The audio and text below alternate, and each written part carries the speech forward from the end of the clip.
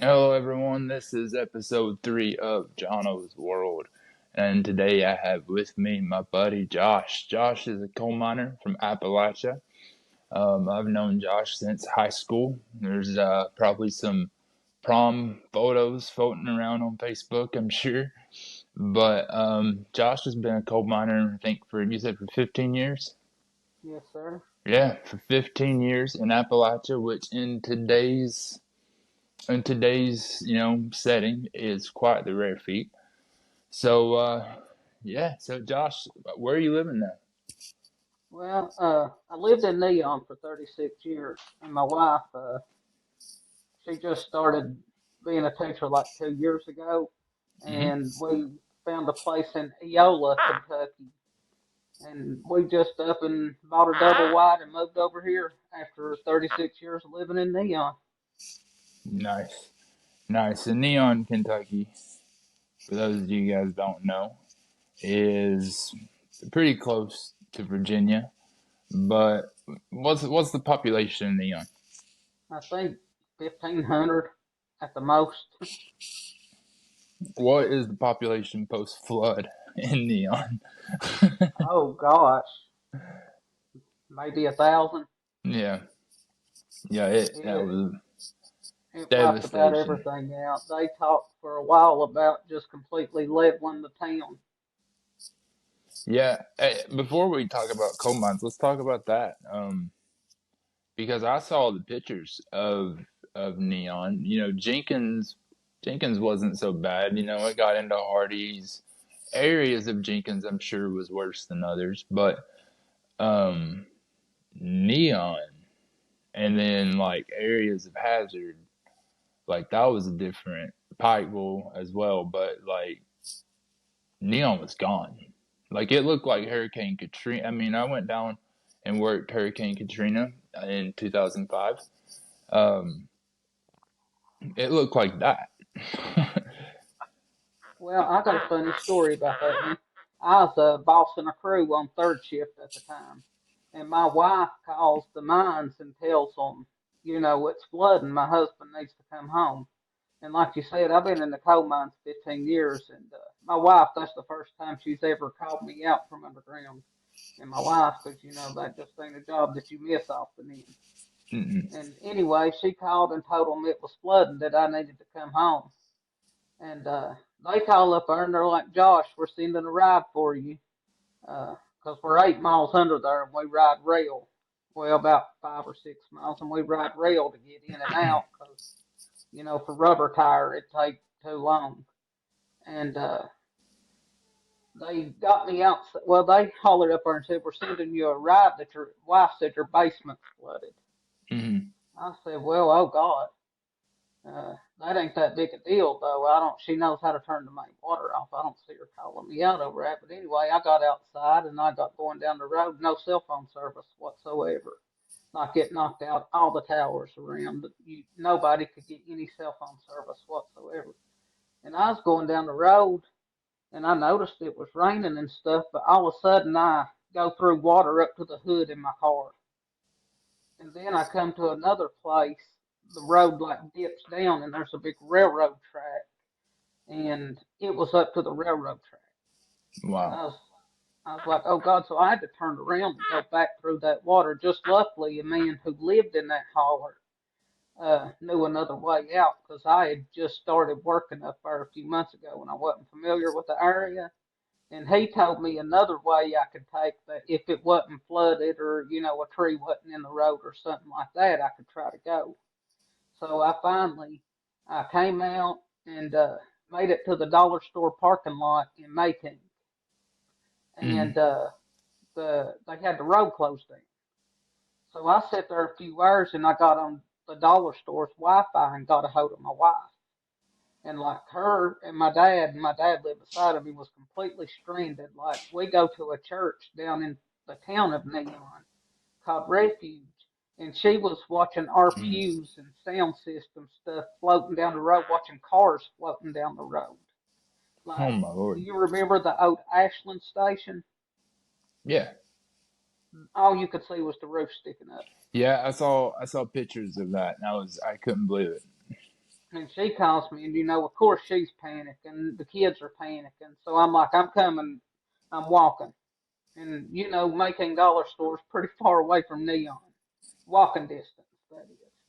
So I took Yeah, off yeah. walking, and I hitched That's a ride with one dude, and then another dude I used to work with came by, and me and him, we went several different routes. But I left work at about 3 o'clock that morning, and I made it home like 6 o'clock the next evening. But I finally made it home to my wife and them, and praise the Lord, that's all right.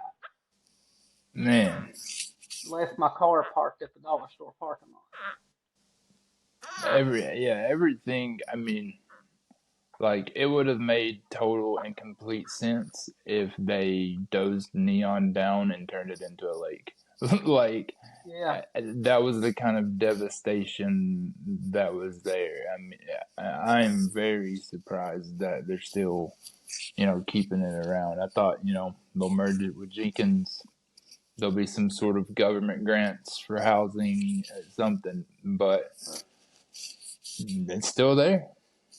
I got a lot of pirate pride, and to see that city, what we come from and where we're at now, because we've been having services in our church for several months now. They found a new city hall. A bunch of the small businesses have opened back up. I mean, if you would have saw it post flood and now, I mean, it'll bring a tear to your eye because we all banded together out there shoveling mud, whatever it took, and we got that city back up and running. I mean, the pictures that I saw, I was just like, I'd never seen anything like it. And was it a 40 foot wall of water? Is that what they Yeah. said?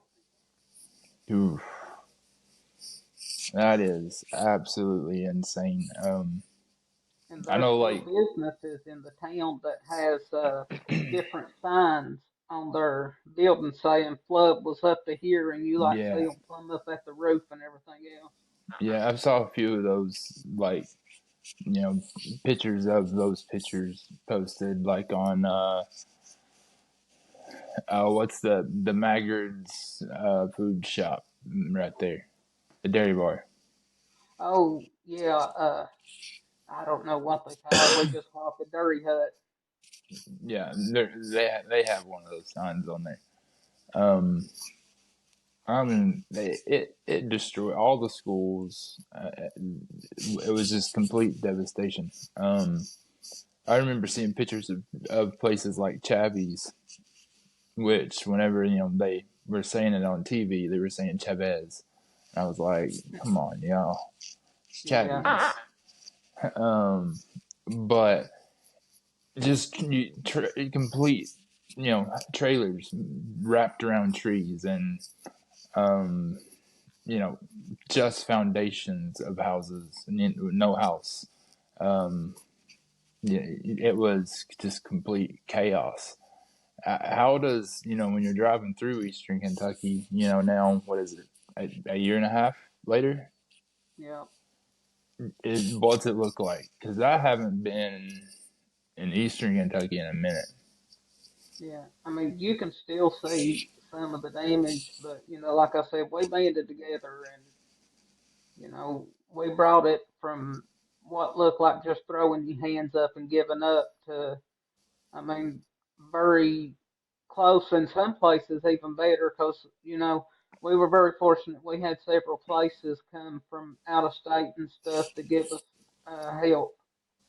Yeah, that's good to hear. Because when disasters like that happen, you hear the initial, like, it's on CNN, the president's there, everybody's talking about it, and then 2 weeks goes by and you can't find a news source talking about it anywhere. Um, and so, like, getting to hear an update of what it looks like, how it's coming along, it's pretty, that's encouraging because, I mean, that place was destroyed. And, I'll put some pictures probably scrolling through here, if I can figure out how. If not, then they ain't gonna be no pictures because I ain't that good at this yet. I think my wife still got some pictures. If she does, I'll send them to you. Yeah. Do you have any pictures of like recent underground stuff? Mm, no, I don't think so, man. I had some videos of us riding in. I don't know if I still got them where my iPhone storage is about full. Yeah. Yeah. I But mean, if if you I, have them, send them to me, and I'll edit them in.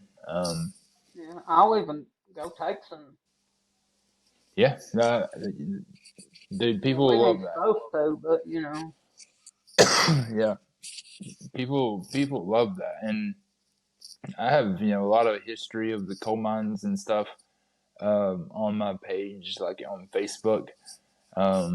The wars and all of the Bloody Harlan and Blair Mountain, and it just there's so much to cover. And one of the primary reasons we have unions in the United States is because of coal.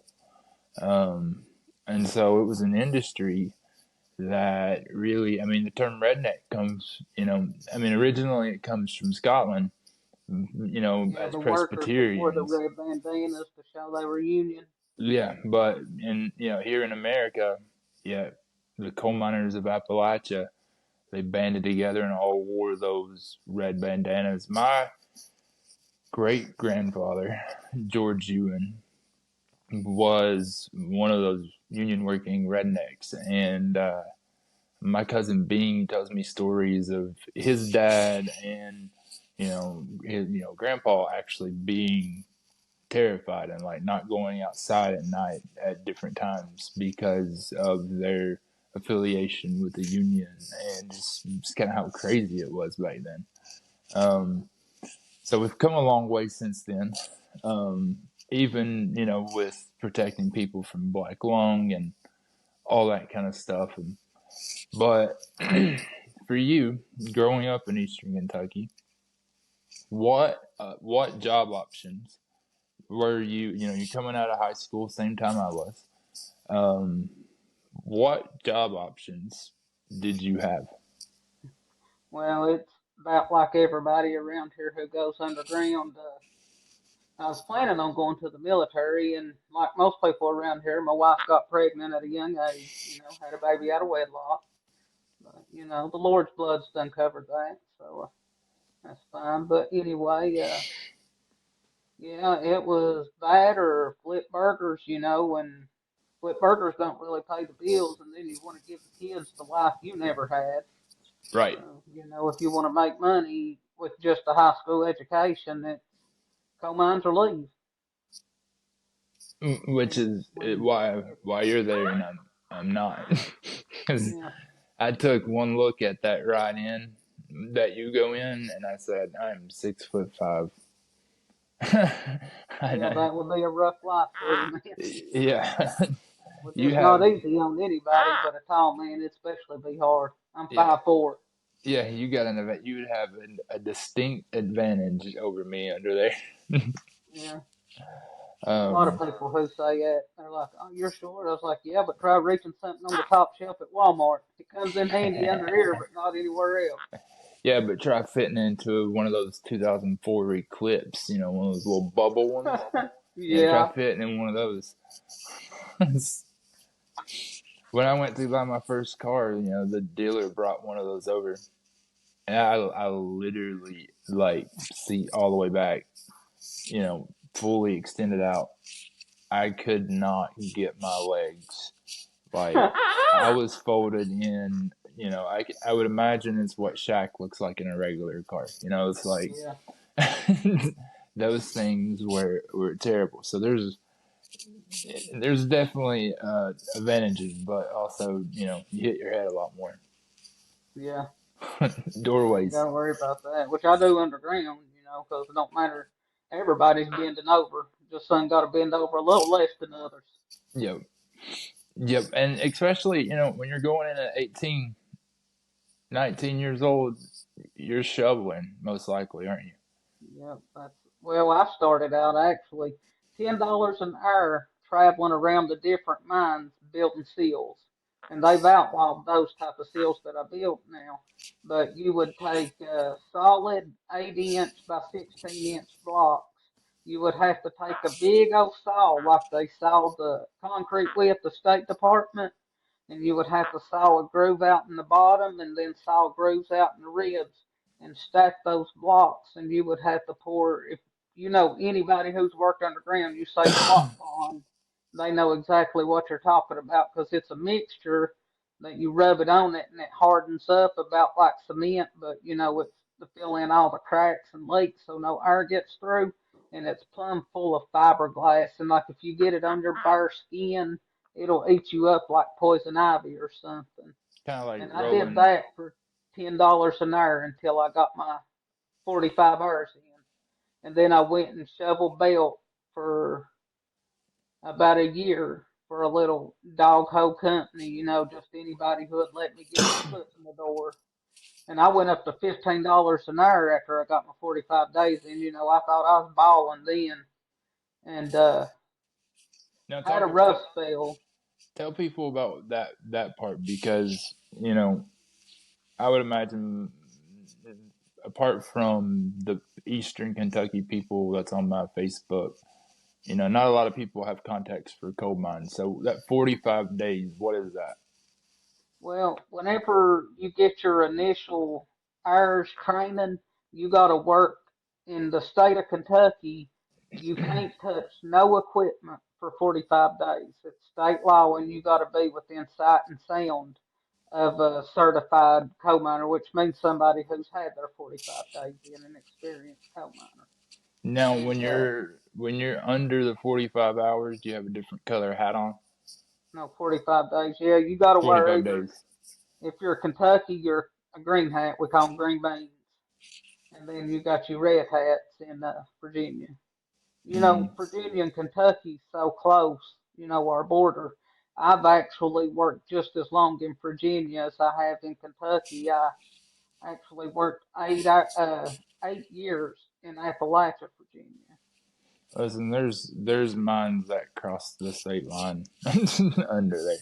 You I know, worked in a mine. You go in about a mile and you take a right and you'll see a sign that says "Welcome to Kentucky," or you go left and it says "Welcome to Virginia," and yeah, you got to hold a Virginia and Kentucky miner's card, yep, depending on what way you turn.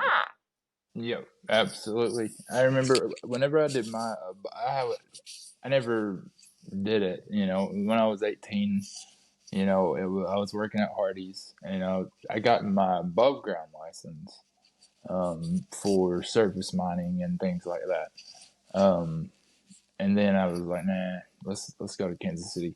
But I don't want to do this. I don't want to be a greaser for 5 years before I move up in the world. Yeah. Um, and so you get your 45 days in, and then you go to the most back breaking job there is, in my opinion. Besides carrying shingles up to a roofer, besides being the gopher that goes and gets all the shingles and goes up and down a ladder with those on your back all day, shoveling coal onto a moving belt for 14 hours a day doesn't sound, you know, great. No, it's a rough life. It really is. But that's how what that second job I started at. That's how I got my start. You go in there and shovel, and you work as hard as you can to hurry and get done. That way, maybe they'll let you go up there and run a piece of equipment so you can get trained on that. Cause and it don't make no sense whatsoever. You go get your mine training and you go to find a job and they're like, "Do you got any experience?" No. Well, we don't need you if you ain't got no experience. How am I supposed to get experience if nobody gives me a shot? And then you get lucky and you get that job shoveling belt or building seals, whatever, like I had to do. Yeah, or somebody, and Yeah. they connect you in. That is that, and especially even now I'd imagine it's even harder. But even 2005 when we were starting to see I don't know why fireworks is going off behind my head. Did you see that? Yes. And I see it looks like the scene from Austin Powers when he's in the What tent. just happened? But anyway, the coal industry around 2005 was starting to, we were seeing it. Um, Mm-hmm. and so even then, it was like if you didn't know somebody, it was very hard to get a job. Yeah, that's why Um, I stayed in Virginia, driving an hour and a half one way, for 8 years, because I was very blessed to have a job, where we were pretty secure there. right. We have very good coal and very good conditions. So, but eventually, like they done, I'm not trying to be political. Whatever politician side you're on, I don't care. I know I Jesus is ain't in going to debate control. you if you. I ain't going to debate you regardless. Oh no, I wasn't saying that. I'm just saying people get offended very easily, and I'm going to tell you I don't care about that because I know Jesus is in control, and He's the one who determines what's going to happen. But Mhm. nevertheless, Obama, when he was in, he even said it on TV. He wanted to do away with coal mining. For some reason he thought it polluted. Yeah, the coal-fired power plants pollute, but the coal mines in general actually helps the environment. But anyway, he had we're regulated by MSHA, state and federal, and they were coming in and just, the state they write a violation, you just have to fix it, or they can tell you can't run. The federal they write a violation, you got to pay a big fine, and just like anything else, the more violations, the more the fine becomes. Right. And they were just coming in and and they tell you we're going to write you until we shut you down, Yeah. Yeah. And and that's eventually what got us. this is not a conspiracy theory. This is absolutely what happened. Just for the No, I viewers. witnessed it. Yeah, I know. Just for the viewers who, yeah, I am a Democrat, and there's a lot of viewers who are. This is actually what happened, and it absolutely devastated Appalachia. Yes, it did. So Um, many people moved off, so many businesses shut down, so many people lost their house. They see us down here in, the Appalachian Mountains get pretty, into elections and stuff. Yeah, because we're watching it determining how we're going to feed our family or whether we're going to have to leave our life that we've built for 36 years and move off and try to find something else. right, It ain't who we like. It determines our whole livelihood. right. So for most people in Appalachia, there is the ones who are, they either vote on, one or two issues, but for most people, it's who's going to create steady jobs in our area. Like with Biden, his deal with China, it helped the coal industry. Yeah. Um, Obama, also a Democrat, he didn't help the coal industry No, he whatsoever. did everything he And could to have them shut down. yeah, and he is incredibly unpopular in that area because of that. Yeah. Um, Because, it don't only just affect coal miners. You think no, most oh, of our income taxes being paid severance taxes to the small cities. 90%, I'd say, that's just a random number. Their garbage trucks, water trucks, stuff like that. There was several of them even had purchased with severance tax right on it, and that come right, directly from coal mines. And it like did the small businesses and stores, if you the go from trickle down having, effect. yeah, Yeah, you go from having, 5 to 10,000 coal miners to 1,000 to 500 coal miners, you're looking at a big hit on your small business and people spending money. yeah. I mean, I look at even look at a city like Hazard, for instance. You go to Hazard in the late '80s and early '90s, and that place was popping. I mean, it was one of the coolest cities that you could possibly visit. Great economy, people. It was great. Um, you go to Hazard today, still going to find great people, but you're going to find great people who are devastated, Hmm. and that once, um, very, happy environment is much more depressed. Yeah. And that is because of poverty, and that's created because after all these jobs left, nothing replaced them. No. And they had programs like back to work and things like that that helped some people, but even then, those jobs weren't paying livable wages whatsoever. No, not Um, when you're used to making $25, $30 an hour. They're like, here, because I did one of them. They're like, go to right, this training for 6 months and draw unemployment, and we'll get you a job making $15 an hour, leaving 5 days a week to go climb power poles. yeah, Well, yeah, I'll do it because there's nothing else. but But it's half the money, and I'm poor for 6 months. yeah, and you're selling what I done, selling you hunting rifles and 4 wheelers and stuff, to feed the family and keep the lights on. Because Right, when it comes down to it, you're gonna do anything you can to feed the family and keep the lights on. exactly, exactly. And so now today, well, go back to like shoveling coal. You are face to face with a mineral that is extremely flammable, and we all know about black lung and how bad it was. What even in those earlier days, which those aren't early days for coal mining. 2005. That's pretty advanced for the mining era. The stuff that our grandpas and stuff, the mines they went in. Oh my gosh. My Um, uncle just died here a few years back up Black Lung. You know how I lived with my aunt and uncle mhm. when we were in high school? Yeah, my uncle, he had passed away from it. Ah, that's hard to hear. Um, To beat it there's a lot all, of his funeral was on a Saturday.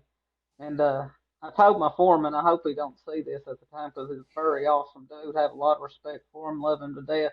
But he was like, I was like, man, I need to be off Saturday. My uncle, who adopted me, him and my aunt when I was younger, died, so I'm gonna go to his funeral Saturday. Man, we're gonna be short-handed. I was like, yeah, but my uncle died. He yeah. was like, yeah, but man, we got so many people. Can you come after the funeral? Like, man, my uncle died, dude. He raised me, him and my aunt. This Yeah, is but like we're my gonna father dying, bro. What don't you it's like understand? we're gonna be short-handed though. I mean, we really need you. I said, well, I'll come Wow. in after. It's like I'll pay you for the full shift. I don't care, but yeah, I'll come in, man. Because if you don't, they're gonna find somebody else who They're wants gonna to get make rid of that you. money waiting on you.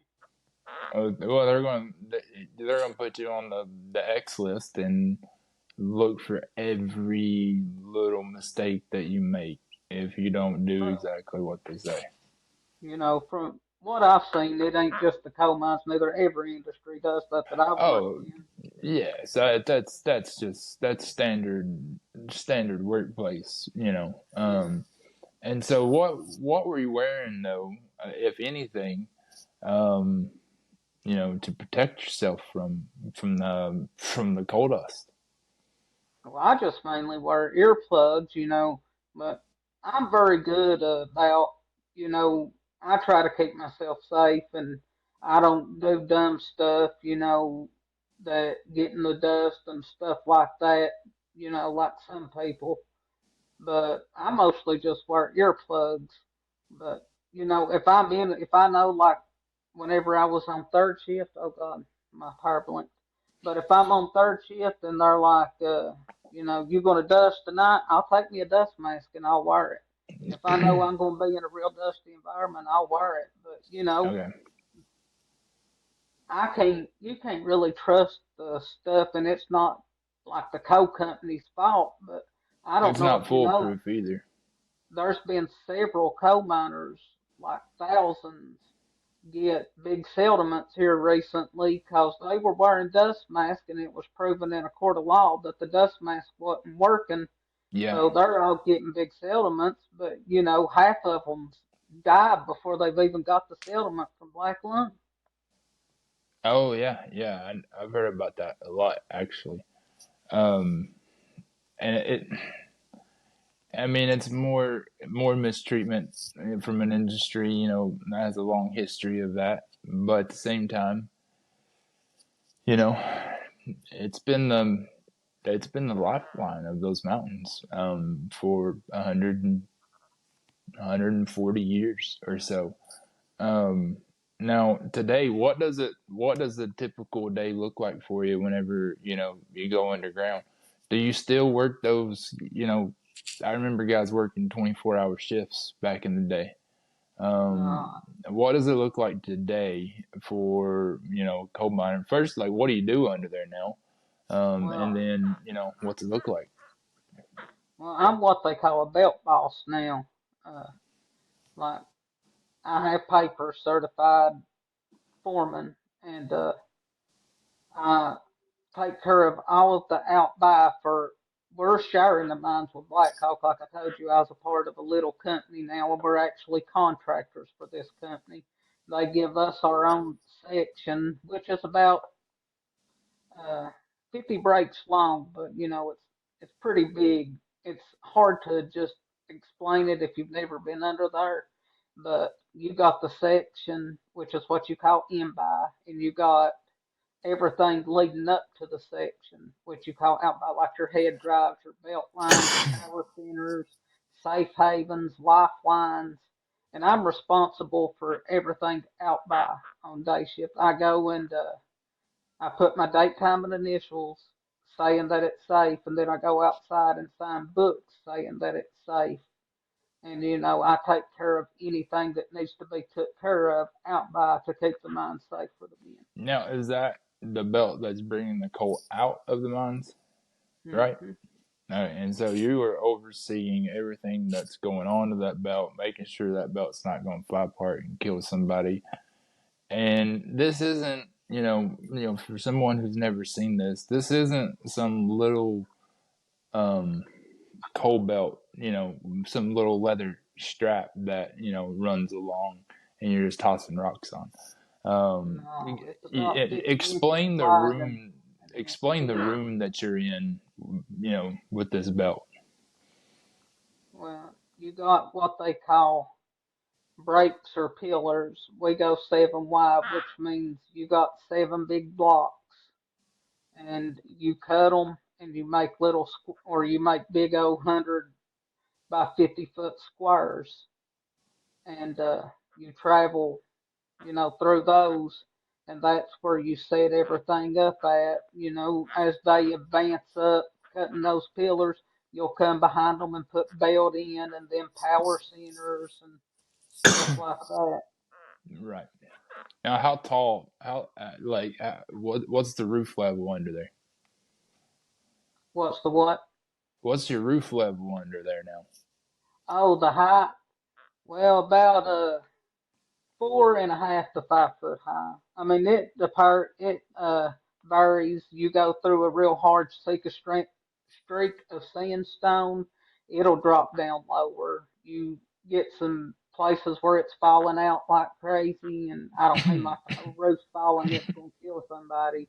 You go in and cut a place, and when the miner backs out, 1 or 2 foot falls out the top, and you know it varies, but mainly around 4.5, 5 foot high. Gotcha. I have a cousin who used to be one of the roof bolters that would go in first and secure all that. And I've done it you for know years. he might be missing a finger, you know, Absolutely. from falling rocks. Um, Hmm. so that yeah, so there's someone who goes before you and they dig these things out, and then a bolter comes in and makes them kind of secure, and then you guys come in with these giant pieces of equipment in these small areas, and you're chunking coal on it. And how many people are crammed in there? Like, how many people are working this line? Oh, well, on the section, you got your miner man. He goes in and cuts.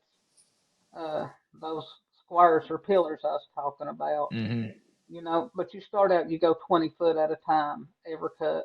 Well, it's 32 foot at a time, and you take a cut. Then the boat machine men come in behind it, and every 4 foot they'll put up 5 roof boats.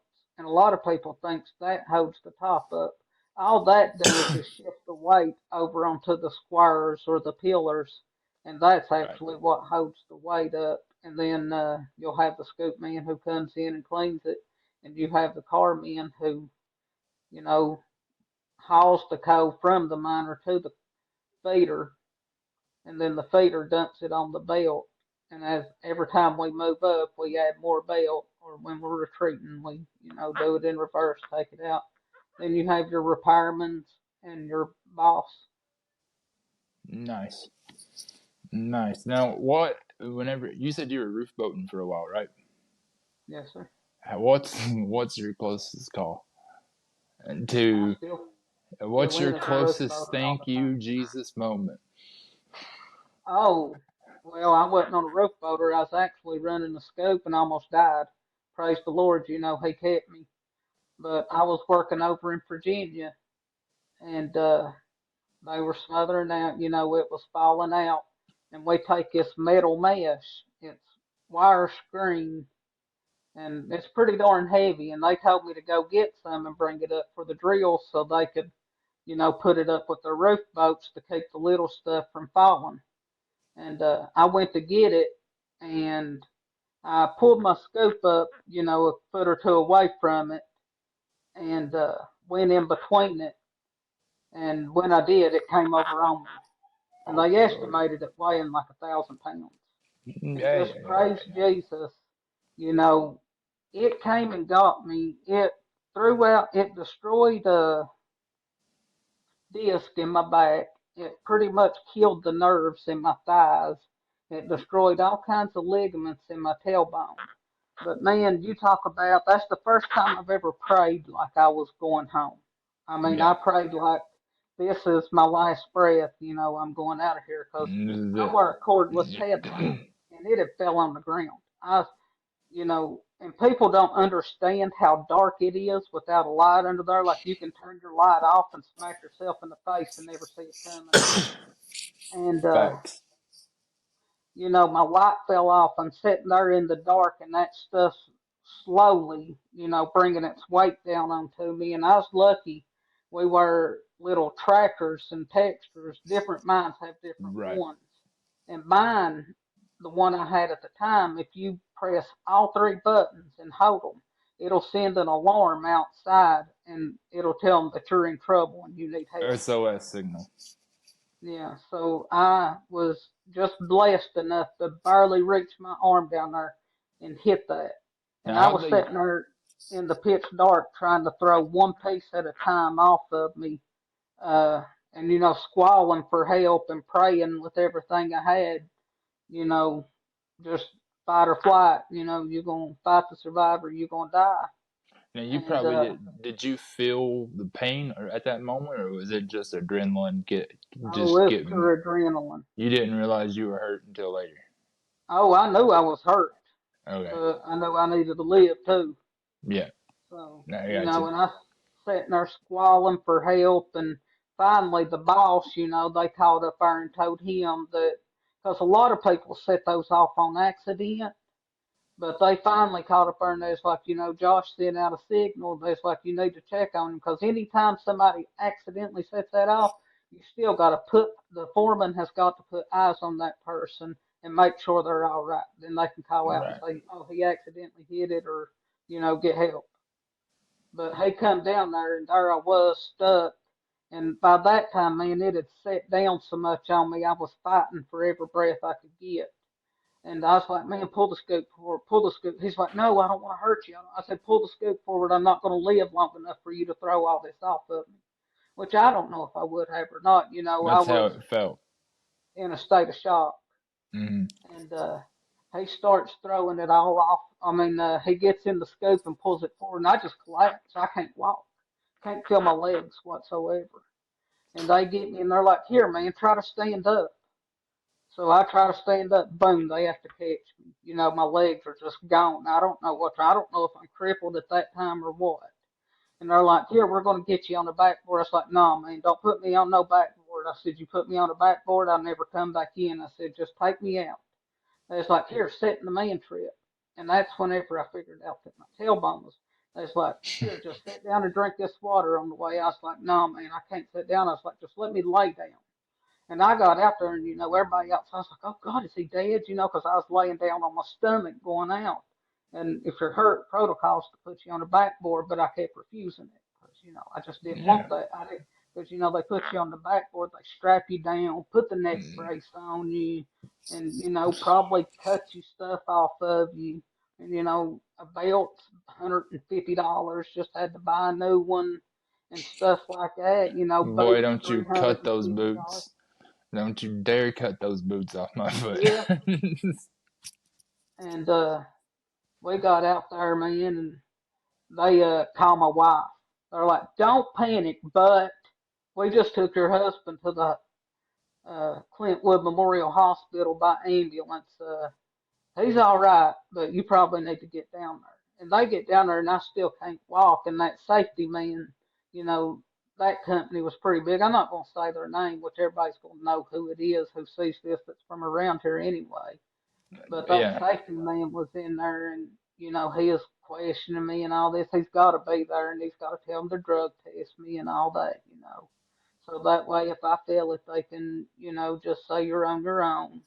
But anyway, they get me there, and that woman comes in. She's like, "Are you all right?" and all this, and asks me about it. She's like, "I know you're in pain, so we're going to give you this medicine, to help with it." I didn't take anything or nothing like that, so I was like, "Well, okay." And they give it to me. And about 10 minutes later, it starts kicking in. I start feeling all funny head. And that safety man's like, "Is that medicine working on you?" I was like, "Yeah." "You want to answer some questions now?" "Oh, man, get out of here. I ain't talking about that right now." I was like, "I probably couldn't even remember what happened right now." And then my wife and dad get there and they leave the room and he leaves and stuff. And They small were trying places to like get you. that, yeah, they have doctors in their pockets, like you walk into this one, the hospital they sent me to that their comp doctors work in.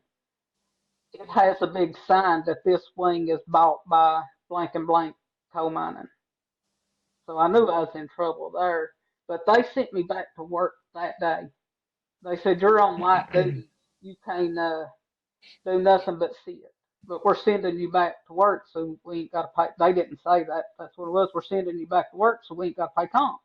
Right.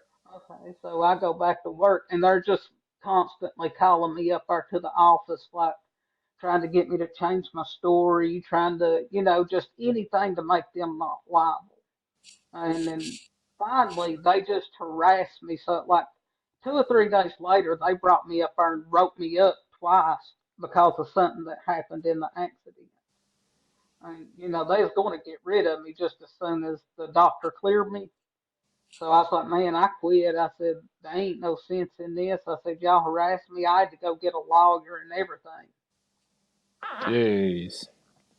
Yeah. But, praise Jesus, I'm still alive. But, oh, yeah, whenever I got outside and, they sent me back to work on light duty, their first words wasn't, "How you feeling? You all right?" "How are you still alive?" Yeah.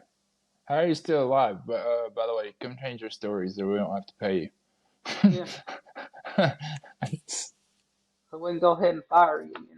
Yeah. And now we're going to harass you because you got hurt. Hmm. That's the workforce. I mean, that's not just these coal mines. Like that's every small town in not just Appalachia. That's every small town in America. If Yeah. there is a factory or a big business, they're going to run. The hospital runs through them. Yeah. And when But, Jenkins Hospital closed, that made things even worse economically yeah. there. And then, with the coal mines going out, and coal. it's never going to come back to what it was. You know, I know there's people who want it to, but it's just not. It's never going to Well, happen. that's why I paid, praise the Lord, I was fortunate enough to pay for my wife's school, and she did have to get some student loans, but she's halfway through a master's degree and got, her bachelor's, I think they call it, and she's teaching right now, and she's got like maybe 20 grand in student loans. Yeah, So, I was fortunate it's enough not bad. to be able to pay for most of that and send her to school. So that way, if I do get laid off, with both of us working, maybe I won't have to go back to the coal mines. Maybe you can get something else. Yeah, Because because I've always I'm. tried to have a backup plan. Yeah, and Cole's going to do this for a while, Hmm. and then eventually it will go away. I mean, it'll run out eventually, but it might be a million years from now. But the industry itself, it's going to bob along for a long time. It's not going anywhere tomorrow. But um, what things in Appalachia are you seeing that's trying to come in and like replace those jobs? I know some places are trying to do tourism, um, but there's coal companies that own all of that reclaimed land that no one can do anything with, and so there's all this room and space and flattened land that businesses could come in and all that, but like stuff seems like it's locked up. What are you seeing people do to try to? The government's not doing anything for Appalachia, so what are you seeing happen locally where people's trying to recover from the loss, of it's over 50% down from whenever me and you were in high school. So Hmm. like, what are you seeing? Is it just everybody's leaving, or is Yeah. there some things happening? You see, I mean, you just know of people leaving. I know a lot of people's went and worked for, what is that, Toyota, I think, that's in Lexington. Yeah, And mostly, if you get laid off and you can't get another job, they just leave because it's leave or starve. yeah, or they Mostly get around here, lucky. all you see is people on fixed income who ain't a nurse or, something flipping burgers. Right, right, and or you get lucky and you get on the gas mine and you're doing fracking and stuff, but that is probably even less reliable than a coal mining job as far as like, because that comes and goes like crazy. Yeah, I don't even know of any. Yeah, that's what Mo McCall does. Hmm. But it's it really is. It's that elite at this point. Unless the government comes in and like actually creates jobs, because there's no one in Appalachia that has the resources to do it. The trickle down economy, There's there's no no trickle big down. dogs. Yeah, there's no big dogs there to trickle down. Like they all, they came and got their coal, and then they left. And people are all still sitting there like, what do we do? Yeah, and it's leave. As sad Yeah, as that is. as sad as that is. Now, as a coal miner in Appalachia, that's a very like respected thing. But outside of Appalachia, whenever people hear you're a coal miner, they hear your accent. What is Yeah. some of the pushback, or comments, things that you get, stereotypes? Do you encounter any of that kind of stuff? I mean, we encounter it in this community actually, and it's funny you said, my accent. I was telling my wife, you know how I was telling you I'm shy and stuff like that. I was kind of worried about this, and I was like, they're gonna be like, I was telling my wife, I said they're gonna be like, who's this cornbread sounding feller he's talking to? But anyway, They what should have was heard me. They should have heard me when I was in high school. yeah, I was I mean, it's just the way it is around here. just That's the way just it the way is. you talk. But But you yeah, were talking anyway, about stereotypes, even even locally. like I say, my little girl had a teacher. She got her degree somewhere off from here. I couldn't tell you the exact state. And she was talking about, her daddy being a coal miner. And she starts telling her how bad that is for the environment, how awful we are, and stuff like that, for hurting the environment. And we pollute so much and our carbon footprint and whatnot. Yeah, so, I mean, people off from here, they don't understand, and I don't expect them to, 'cause every place has got their own stereotypes. Right.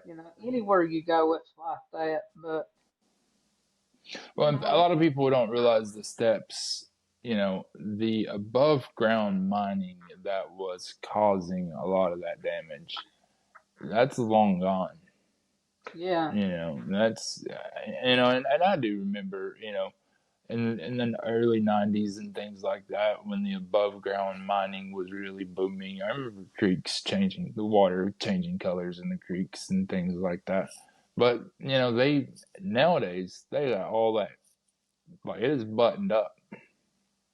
Like, I mean, I'm sure there's a few of, like, very few, but mostly, it's underground coal mine, what I do. And all we do is we just cut a few holes in the rock, go back in there, and then we take it out and it falls down and flattens as we come. Like, we don't kill no environment. We actually make it inhabitable for most businesses and communities around here. Most of the flat land you see Right. is because we went in there and, mined the coal and Exactly. flattened it out, and now they can build uh, Hmm. stores and communities and stuff because we done that. Yeah, absolutely. And It's you can true. guarantee that we are very heavily regulated by the government. Everything we do is very heavily regulated by the state and It federal is. government. It is. And every Appalachian will give you their frustration with that at any drop of a hat. I try not um, to be that negative about it, but no, uh, no, but it's because it's impacted so many of their wallets, oh, um, it's and impacted that's mine really too. why But it's just the nature of the beast. If it we get a is. politician in who don't like natural gas or whatever, and it don't only affect us. Look at how many like people who was working on the pipeline got lost their job. People who drilled in the United States and Yeah. stuff like that. We ain't the only ones, but No, not at all. and where most of these pipelines and stuff at though, to my knowledge, that ain't the only thing there is like here. No. Yeah. Oh, man, I wish there was an easier fix. I wish that something would come in that could provide, stability because there is land for it. There's people that need work. There's entire communities that's just kind of left waiting.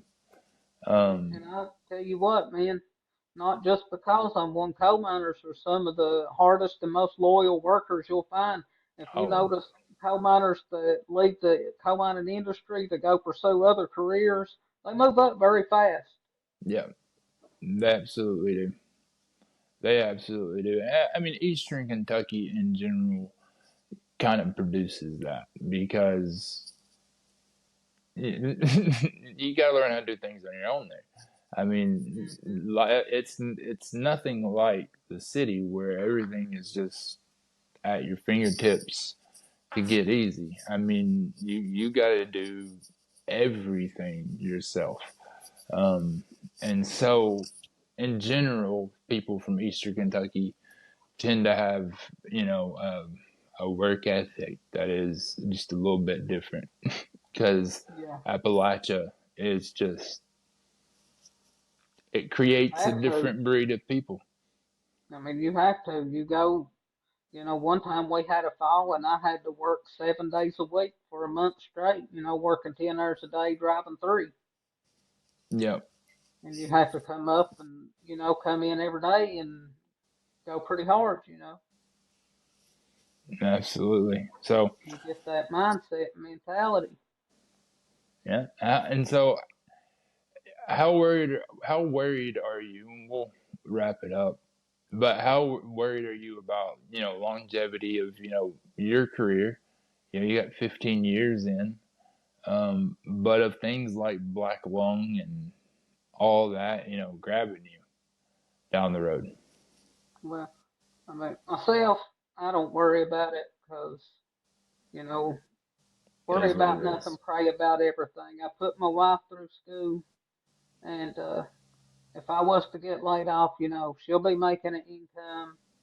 And heck, if I got to go to Walmart or whatever, we might not live as well as we do now, but we'll be living.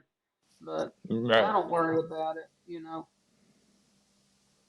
And I know there's a lot of people who feel completely different about that. If you would have interviewed somebody besides me, you would have got completely different Oh, words absolutely. on political view and worrying about their job and stuff.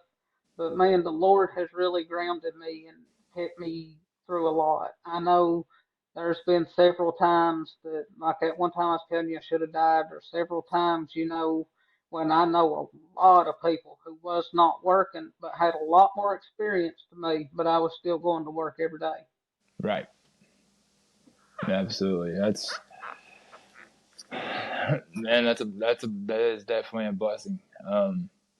Because I know a lot of people in Appalachia who that's that just wasn't their story. Which is why I want to talk to you because still under there. You still every day you wake up, you go underground, and you know 6 miles under there. It's wild.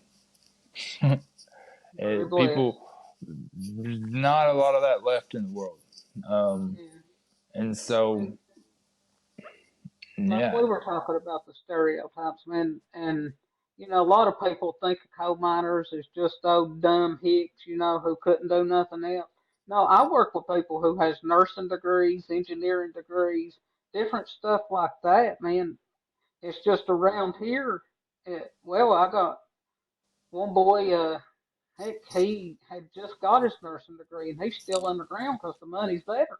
right, And right, there's several people there's very smart, and if people actually was to come under there and see the technology we have that's what I was about to and the say. way we run co and the way we as safe as we do it and the way we do it, because there's been some stuff myself, things they've made us. I said that'll never work, but no, it works awesome.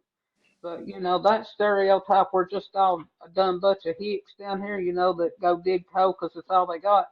No, we got some very intelligent people under there and people that could do a lot more. But a lot of people love it.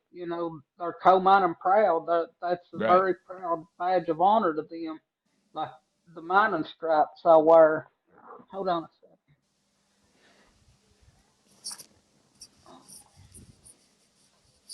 You know, like this and this. You'll yeah, see people. They wear around them. town and They wear them to the grocery store. They wear them out to eat. That's yep, their pride, and we do take a lot of pride in what we do. And like I said, we're very heavily regulated, so it takes a lot to do what we do and still make money and still continue to keep a job. yeah, absolutely does.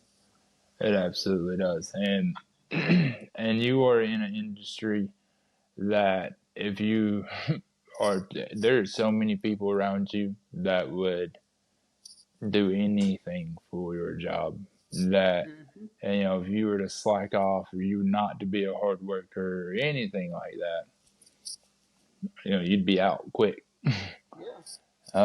So well, anyway, man, I appreciate it. I appreciate you coming on and shining light on what it's like being a coal miner. Stay on for a second, so this all can upload.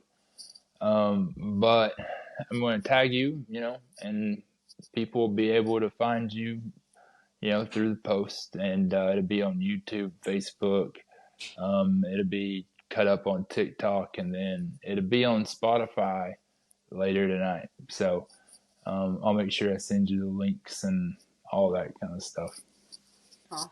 I'll But check it out on the 24th because I'm actually fasting social media right now. oh, nice, nice. Actually, next, Josh Tyree will have on That's my about pastor. what it's like pastoring in Appalachia and the challenges and stuff that he faces. His church is Talk the about one the I was telling flood. you about. We watched the pews float down the road. Yeah, yep, absolutely. So get him to tell that story, and then after that, got a couple more. Got the Candace